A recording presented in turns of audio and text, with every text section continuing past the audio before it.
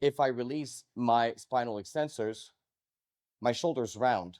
But my shoulder's round because I release my spinal extensors. It's not that I'm rounding the shoulders and my pec minor stiffens up, but it's not because it was stiff to begin with. It stiffens up because I don't have enough tone in my extensors.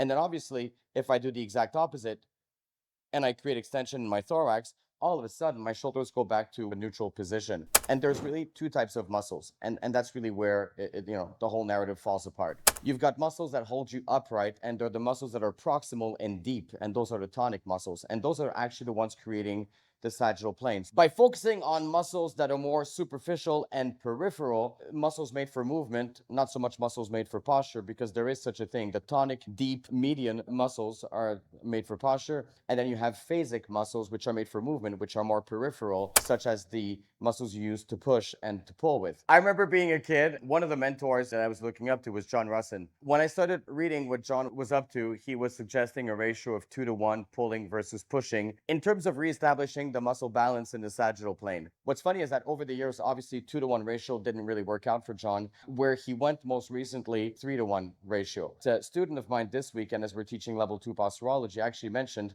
that where we're at now, it's a 4-to-1 ratio. How do you even, apply that in real life? It doesn't work. If you're not targeting the root cause, the solution won't make any sense, both in theory, especially in practical settings. Everyone's trying to do the best they can with what they have, but this is where not understanding the notion, the role, and the function of a physiological system like the tonic postural system leads to these aberrances in terms of how we develop so-called solutions, which can't be because they're complicated. And when things are complicated, you move away from the truth.